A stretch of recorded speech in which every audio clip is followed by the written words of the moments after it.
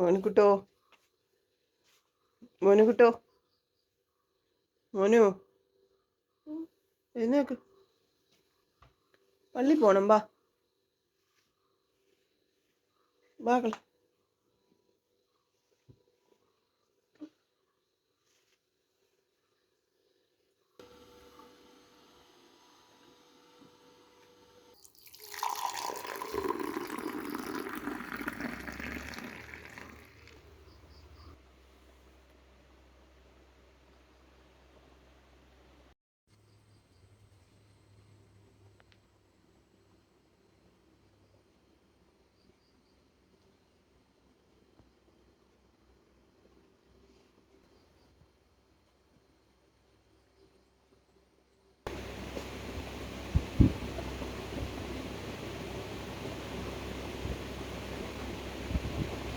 പള്ളി പോയിട്ട് വരാൻ പോണേ. ഇന്നലെ മോനിക്കുട്ടി തന്നെ ഉറക്കവേ രാത്രി മൊത്തം ഉണർന്ന് കിടന്ന് കാണിച്ചില്ലായിരുന്നു. പേടിയാണ് പറയുന്നത്.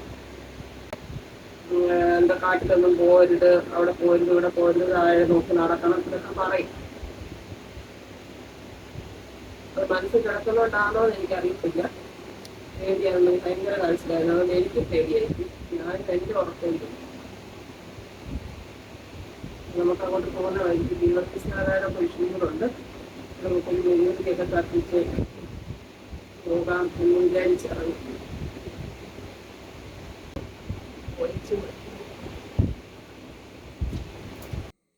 ബാക്കി നല്ലത്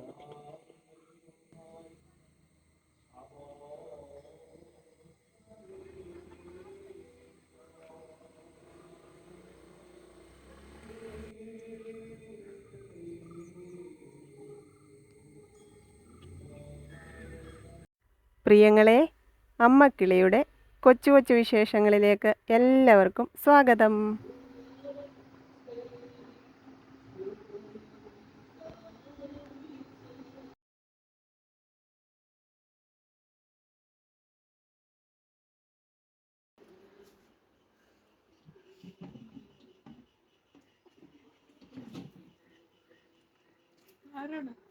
ഓട്ടോ വിളിച്ചോ? നീ വെയിലത്ത് നടക്കുന്നു.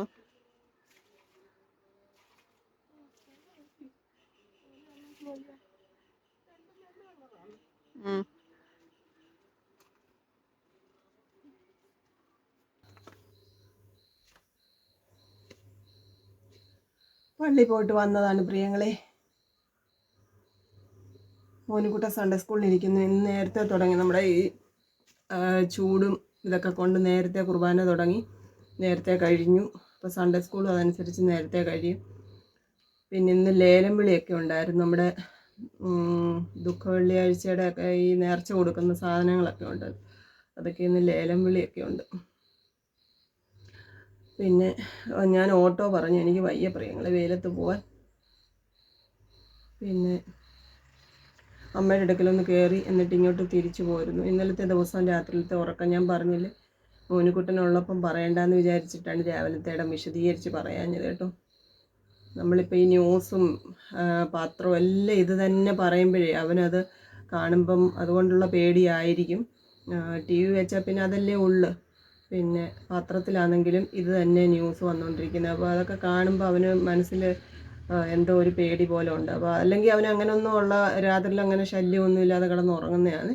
ഇന്നലെ കിടന്നപ്പം പകൽ ഇച്ചിരി നേരം ഉറങ്ങി. അതുകൊണ്ട് രാത്രിയിൽ അങ്ങോട്ട് ഉറക്കം വരുന്നില്ലെന്നൊക്കെ എന്നോട് പറഞ്ഞ് കിടന്നപ്പോഴൊക്കെ.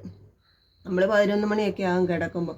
അന്നേരം കിടന്നപ്പോഴേ എന്നോട് പറഞ്ഞു എനിക്ക് ഉറക്കം വരുന്നില്ല, പകൽ ഉറങ്ങിയെന്ന് പറഞ്ഞു.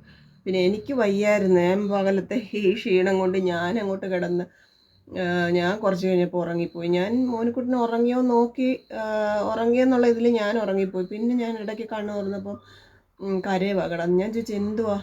എനിക്ക് പേടിയാ എന്നൊക്കെ പറഞ്ഞു. ഞാൻ പറഞ്ഞു ഇവിടെങ്ങും ഒന്നുമില്ല, നമ്മൾ ദൈവത്തോട് പ്രാർത്ഥിച്ചിട്ടില്ലയോ കിടക്കുന്നത്, ഒന്നും വരത്തില്ല എന്നൊക്കെ ഞാൻ സമാധാനിപ്പിച്ച്. പക്ഷെ അവൻ അങ്ങനെ പറഞ്ഞ് കരയുന്ന കണ്ടപ്പോൾ എനിക്കും അങ്ങ് പേടിയായിപ്പോയി. പിന്നെ എന്തോ ചെയ്യാനാ. നേരത്തെ ഇവിടെ വന്ന സമയം തൊട്ട് ഞാൻ പറഞ്ഞില്ലേ, പല്ലിയും പാറ്റയും ഒക്കെ കാണുന്നത് പേടിയാണ് ഒന്നാമത്. അതിപ്പോൾ എല്ലാ വീട്ടിലും ഉണ്ട്. പക്ഷെ ഇവിടെ വന്നു കഴിഞ്ഞപ്പോൾ ഇവിടെ എപ്പോഴും അനങ്ങും. അണ്ണാൻകുഞ്ഞും എലിയും ഒക്കെ നമ്മുടെ ഓടായതുകൊണ്ട് എപ്പോഴും അനക്കം കേൾക്കുന്നത് ഭയങ്കര പേടിയായിരുന്നു. പിന്നെ എലികളെയൊക്കെ നമ്മൾ ഒരുവിധം സംഹരിച്ചു. വന്ന ദിവസം തൊട്ട് നമ്മൾ ഈ എലിവിഷമൊക്കെ വെച്ച് അങ്ങനെ കുറേ എണ്ണത്തിനെ കൊന്നു കളഞ്ഞു. അത് എന്നോട് ഒത്തിരി പേര് പറഞ്ഞു എലി ഉണ്ടെന്നുണ്ടെങ്കിൽ ഈ എഴജന്തുക്കൾ വരുമെന്നുള്ളത്. അങ്ങനെ പേടിച്ച് ഞാൻ ഇതിനെയൊക്കെ വിഷം വെച്ച് കൊന്നു കളഞ്ഞു. പിന്നെ അണ്ണാനെ എന്തായാലും നമ്മൾ കൊല്ലാൻ പറ്റത്തില്ലല്ലോ, പാവങ്ങൾ. അപ്പം എന്നാലും ഇവിടെയൊക്കെ നമ്മൾ ചുറ്റുപാടും മുറ്റമൊക്കെ ഇച്ചിരി തൂത്തുവാരിയൊക്കെ ഇടുമെന്നുള്ളതല്ലാതെ ഇവിടെ എല്ലാം റബ്ബറും കാടും ഒക്കെയാണ്. ദൈവത്തിൻ്റെ കയ്യിൽ സമർപ്പിച്ച് ഇങ്ങനെ പ്രാർത്ഥനയോടെ ഇരിക്കാം എന്നല്ലാതെ എന്ത് ചെയ്യാൻ പറ്റും? നമ്മളെ സൃഷ്ടിച്ചതുപോലെ ഭൂമിയിലെ എല്ലാ അവകാശികളല്ലേ. അപ്പോൾ അവരെ തീർത്ത് ഉന്മൂലനം ചെയ്യാനും നമുക്ക് പറ്റത്തില്ല. പക്ഷേ നാശം ഉണ്ടാക്കുന്നവരെയൊക്കെ ഇല്ലാതാക്കുന്നത് തന്നെയാണ് നല്ലതില്ലേ. അതിനകത്ത് ഈ പട്ടി കടിക്കുന്നത്, എൻ്റെ ദൈവമേ, ഒരു ദിവസം എത്ര പേരാണ് ഈ ഇഞ്ചക്ഷൻ മേടിക്കുന്നതെന്നറിയാമോ? മിക്കവാറും ഗവൺമെൻറ് ഹോസ്പിറ്റലിലെ ഇഞ്ചക്ഷൻ ചിലർക്കൊന്നും പിടിക്കത്തില്ല, അത് അവർക്ക് അലർജി ആയിരിക്കും. ആ അലർജി ഉള്ള ആൾക്കാരാണ് ഓരോ ഫാർമസിയിലും മരുന്ന് മേടിക്കുന്നത്. അന്നേരം ഈ അലർജി ഇല്ലാത്ത എത്രയോ ആൾക്കാർ അവിടെ ഇഞ്ചക്ഷൻ ഓൾറെഡി എടുത്ത് പോയിട്ടുണ്ടാവും. നമ്മൾ കാണുന്നത് അതിലൊരു അംശം മാത്രം ആൾക്കാരെയാണ്. പൈസ ഇല്ലാത്തവരായിരിക്കും. ഒരു ഇഞ്ചക്ഷന് 10,000-2,000 രൂപയാണ്. അത് വെയിറ്റ് അനുസരിച്ച് 2-3 ഒക്കെ എടുക്കേണ്ടവരുണ്ട്. അപ്പോൾ ഈ 3 എണ്ണം എന്ന് പറയുമ്പോൾ 6,000 രൂപ എന്ന് പറയുന്നത് ചെറിയ കാര്യമാണ്. അപ്പോൾ ഞാൻ എങ്ങനെ അതൊക്കെ വെച്ച് ഓർക്കും ഇങ്ങനെയൊക്കെയുള്ള നാശം ഉണ്ടാക്കുന്ന ജീവികളെയൊക്കെ ഒന്നുകിൽ എവിടെയെങ്കിലും ആക്കണം, അല്ലെന്നുണ്ടെങ്കിൽ അതുങ്ങൾ ഇല്ലാതാക്കാനുള്ള എന്തെങ്കിലും മാർഗം നോക്കണം. ഈ മനുഷ്യർക്ക് ഭൂമിയിൽ ജീവിക്കണ്ടേ? നമ്മളെ സംബന്ധിച്ച് നമ്മൾ ജീവിച്ചിരിക്കുമ്പോൾ നമ്മുടെ കുഞ്ഞുങ്ങൾക്കൊരാപത്ത് സംഭവിക്കുക എന്ന് പറയുന്നതിലും വലിയൊരു ദുരന്തമില്ല. അത് ഒരമ്മയ്ക്കോ ഒരപ്പനോ താങ്ങാൻ പറ്റുന്നതിൽ ഏറ്റവും വലിയ സങ്കടമാണത്. അവർക്ക് താങ്ങാൻ പറ്റത്തില്ല. അപ്പോൾ നമ്മൾ കണ്ടു നിൽക്കുന്നവർക്ക് ഉള്ളു പൊള്ളുമ്പോൾ അവരെങ്ങനെ സഹിക്കും എനിക്ക് അറിഞ്ഞുകൂടാ. ഇന്നലത്തെ ഉറക്കമൊന്നും ശരിയായില്ല പ്രിയങ്ങളെ, ഒന്ന് കിടക്കണം. വൈകിട്ട് ഒരു ലൈവ് പോകണം എന്നുള്ള വിചാരത്തിലൊക്കെ ഇരിക്കുകയാണ്. നടക്കുമെന്നറിയത്തില്ല, നോക്കാം. ഇന്നിപ്പോൾ എന്തായാലും കുറച്ച് റെസ്റ്റ് എടുക്കണം. കുറച്ച് തുണികളൊക്കെ വാഷിംഗ് മെഷീനകത്ത് എടുത്തിട്ട് അതൊന്ന് വിരിക്കണം. പിന്നെ ചോറ് വെക്കണം, മീൻകറി ഇരിപ്പുണ്ട്, മോരും തൈരുമൊക്കെ ഉണ്ട്. എന്തെങ്കിലും കൂട്ടാൻ വേണമെങ്കിൽ വെക്കണം. അപ്പോൾ ഇന്ന് ഇത്രയൊക്കെ ഉള്ളു പറയാൻ. അപ്പോൾ പിന്നെ ഞാൻ പോയി ഡ്രസ്സൊക്കെ മാറി ഇച്ചിരി കഞ്ഞി വെക്കാനുള്ള പരിപാടി നോക്കട്ടെ. കഴിക്കാനൊന്നും ഇരിപ്പില്ല, പക്ഷേ വിശപ്പുണ്ട്. അതുകൊണ്ട് ഞാൻ വിചാരിച്ചു ഇച്ചിരി പഴങ്കഞ്ഞി കുടിച്ചാലോ എന്ന് കേട്ടോ. ഒരുപാട് നാളായി പഴങ്കഞ്ഞി കുടിച്ചിട്ട്. ഇച്ചിരി പഴങ്കഞ്ഞി കുടിക്കാം അല്ലേ കേട്ടോ. അതൊരു 1.5 സ്പൂൺ കാണും ചോറ്. എൻ്റെ കൂടെ നമുക്ക് ഇച്ചിരി കപ്പയും മോരുകറിയൊക്കെ ഒഴിച്ചങ്ങോട്ട് കഴിക്കാം.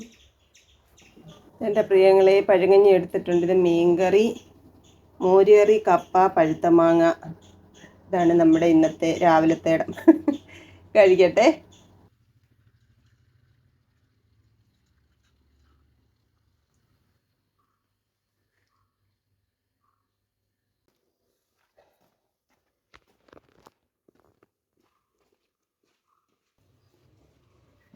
എന്തുവായിരുന്നു കഴിക്കാൻ?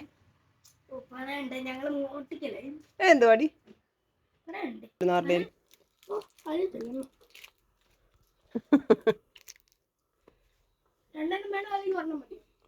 നോക്കട്ടെ.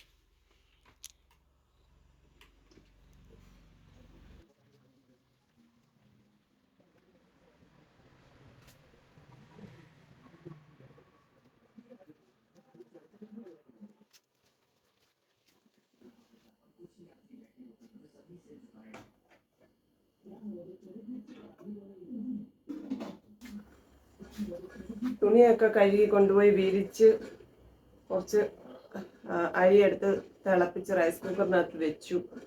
എന്നിട്ട് ഞാൻ പോയി ചാച്ചി പ്രിയങ്ങളെ. മോനുകുട്ടൻ വന്നു കഴിഞ്ഞു. അപ്പോൾ ചോറൊന്നുകൂടെ തിളപ്പിച്ചിട്ട് നമുക്ക് വാർത്തിടാം. പിന്നെ 2-3 ചേമ്പിരിപ്പോൾ നമുക്ക് മെഴുക്ക് വരട്ടി വെക്കാം എന്ന് വിചാരിച്ച് ഇങ്ങോട്ട് വന്നതാട്ടോ. തൈര് മേടിച്ചത് ഇരിപ്പുണ്ട്, പക്ഷെ മോരുകറി വെച്ചില്ല. മോനുകുട്ടന് തൈരായിട്ട് വേണമെന്ന് പറഞ്ഞതുകൊണ്ട് ഞാൻ അങ്ങനെ തന്നെ വെച്ചേക്കുക. മെഴുക്ക് വരട്ടിയും കൂടെ വെക്കാം നമുക്ക്. മീൻകറിയും മെഴുക്ക് വരട്ടിയൊക്കെ കൂട്ടി ഉച്ചയ്ക്ക് ചോറുണ്ട്.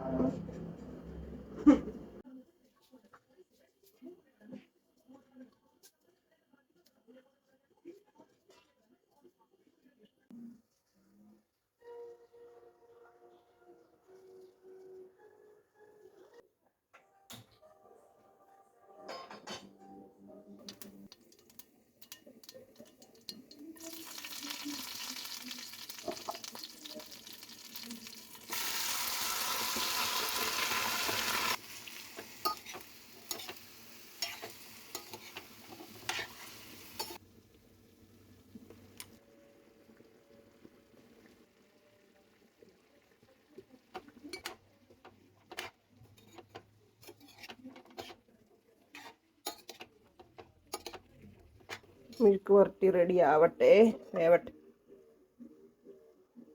മെഴുക്ക് പുരട്ടിയൊക്കെ റെഡിയായി. നമുക്ക് ചോറുണ്ടാലോ പ്രിയങ്ങളെ. അതൊക്കെ തുറന്നിട്ട് ഇവിടെ ഇരിക്കുകയായിരുന്നു. അന്നേരം ഇച്ചിരി കാറ്റും ഒരു ആശ്വാസമൊക്കെ കിട്ടുന്നത് കൊണ്ട് ഇവിടെ തന്നെ ഇരിക്കുകയായിരുന്നു കേട്ടോ. അയ്യോ, ഇവിടെ ഒരാൾ ഉടുപ്പെല്ലാം ഊരി ഒരു നിക്കറും ഇട്ടുകൊണ്ട് ഇവിടെ കിടപ്പുണ്ട്. ചോറുണ്ടാവും, മീൻകറി, മെഴുക്കുവരട്ടി, തൈര് വേണമെന്ന് തൈര്. ബാ ഇച്ചിരി കഴിക്കാം. രാവിലെ പഴങ്ങൾ കുടിച്ചപ്പോൾ വയറിനകത്ത് എന്തൊരു ആശ്വാസമായിരുന്നു പറയുന്നത്. തണുപ്പായിരുന്നു. നമുക്കിന്ന് തൈരും കൂട്ടി ചോറ് വിളമ്പി, മെഴുക്കുവരട്ടി വിളമ്പാം. ഞാനൊരിച്ചിരി തൈര് ഒഴിക്കട്ടെ. പിന്നെ ഒരു കഷ്ണം മീൻ.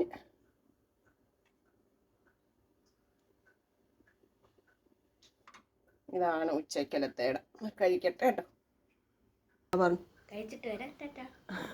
ചോറും തൈരും മാത്രം എടുത്തോണ്ട് പോകുന്നുണ്ട് ഒരാൾ. പാലൊക്കെ എടുത്ത് ഫ്രീസറിനകത്ത് വെച്ചിട്ടുണ്ട്. അത് എന്തുവാണെന്നുള്ളത് കിട്ടിക്കഴിഞ്ഞറിയത്. ഇറങ്ങി വീഴും.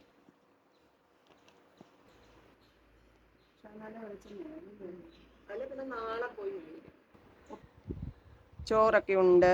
അടുക്കളയിലെ പണികളെല്ലാം കഴിഞ്ഞ് എല്ലാം ഒന്ന് വൃത്തിയാക്കി അന്നേരം പോയി കിടന്നു വെച്ചാൽ വീഡിയോ എഡിറ്റ് ചെയ്യാനുണ്ടായിരുന്നു. അതൊക്കെ എഡിറ്റ് ചെയ്തു. പിന്നെ കുറച്ചൊരു 3/4 മണിക്കൂർ ഉറങ്ങി. ഇപ്പം എഴുന്നേറ്റ് വന്ന മാമിയും കൂക്കും വന്നായിരുന്നു. അവർ കടലങ്ങാണ്ട് പോകാൻ ഇറങ്ങിയത് സാധനങ്ങളൊക്കെ വാങ്ങിക്കാനേ. അപ്പം ഇങ്ങോട്ട് വന്ന് അപ്പം അവരങ്ങ് പോയി. അപ്പോൾ മോനിക്കുട്ടൻ്റെ വകതേ സ്പെഷ്യൽ. ഞങ്ങളത് കുടിക്കുക. ചായ ഇട്ടില്ല, ഇത് മതിയല്ലോ. എങ്ങോ ഇടിമുഴങ്ങുന്നൊക്കെ ഉണ്ട്. മുറ്റം ഒന്ന് തൂക്കണം, മേലൊക്കെ ഒന്ന് കഴുകണം. അത് കിടക്കാറാവുമ്പോഴത്തേക്ക്. അല്ല പിന്നെ ഭയങ്കര ചൂടല്ലേ.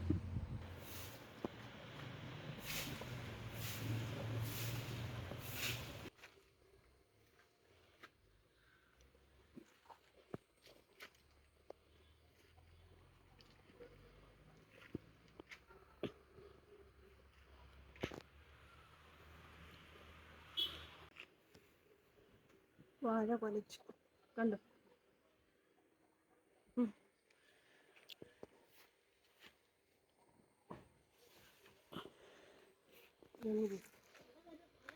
ആ മഴ വരുന്നു. അതെ,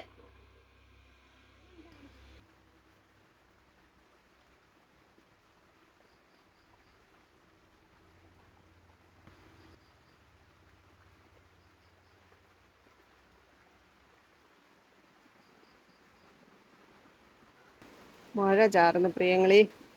കൊച്ചുകൾക്കൊക്കെ നല്ല മഴ കിട്ടി. അവിടുന്ന് ആ സന്തോഷം കൊണ്ടുള്ള വിളിയൊക്കെ വന്നു. ഇവിടെ ഇപ്പതേ മഴ ചാറാൻ തുടങ്ങി. മഴച്ചാറ്റലുണ്ട്. മേലൊക്കെ കഴുകി. നമ്മളിന്നൊരു ലൈവ് പോകാം എന്ന് തീരുമാനിച്ചിട്ടുണ്ടായിരുന്നു 7 മണിയാകുമ്പോൾ. 7 മണിയാകാറായി. ലൈവൊക്കെ പോയി കുറച്ച് നേരം മിണ്ടിയും പറഞ്ഞൊക്കെ ഇരുന്നിട്ട് നമുക്ക് വരാം. ഇന്ന് വൈകിട്ടധികം പണികളൊന്നും ഇല്ലാഞ്ഞുകൊണ്ട് ഒരു ലൈവ് പോകാമെന്ന് വിചാരിച്ചു. ലൈവ് പോയി. കുറച്ച് പേരൊക്കെ വന്നു. ഒരുപാട് സന്തോഷം, സ്നേഹം. എനിക്ക് കമൻറ്റുകൾ ഏതെങ്കിലും വായിക്കാതൊക്കെ വിട്ടു പോയിട്ടുണ്ടാവും, അതിനൊക്കെ ക്ഷമിക്കണം. വന്നിങ്ങനെ പോകുമ്പോൾ ചിലപ്പോൾ ചില കമൻറ്റുകളൊക്കെ മിസ്സാവുന്നതാണ്, അല്ലാതെ മനഃപൂർവ്വം അല്ല കേട്ടോ. പിന്നെ ഇന്ന് എന്തോ എററൊക്കെ കാണിക്കുന്നുണ്ടായിരുന്നു, എന്താണെന്ന് അറിയത്തില്ല. ഇനി ഇടയ്ക്ക് ഇതുപോലെ സമയം കിട്ടുമ്പോഴൊക്കെ വരാം. എൻ്റെ പ്രിയങ്ങളൊക്കെ വന്ന് സപ്പോർട്ട് ചെയ്യണം. അപ്പോൾ ഇന്നത്തെ ലൈവിൽ വന്ന എൻ്റെ പ്രിയപ്പെട്ടവരോടെല്ലാം നിറയെ സ്നേഹം കേട്ടോ. അപ്പം നമുക്ക് ചോറുണ്ടാലോ. 8 മണിയൊക്കെ കഴിഞ്ഞു. 7 മണി കഴിഞ്ഞ് ലൈവ് വന്നു. പിന്നെ അത് കട്ടായിപ്പോയി. പിന്നെ വീണ്ടും വന്നു. പിന്നെ 8 മണിയായപ്പോൾ ക്ലോസ് ആക്കി. അപ്പം ഇനിയിപ്പോൾ നമുക്ക് വല്ലതുമുള്ളതൊക്കെ കഴിച്ചും വെച്ച് കിടക്കാം. നാളെ ഇനി രാവിലെ മുതൽ വീണ്ടും പഴയ തദൈവയാണല്ലോ. അപ്പം കഴിക്കാം കേട്ടോ.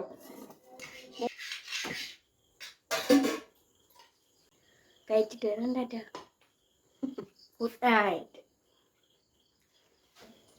ചോറും മെഴുക്കുവരട്ടിയും ഞാൻ വിളമ്പി. ഇച്ചിരി മീൻകറി എടുക്കട്ടെ.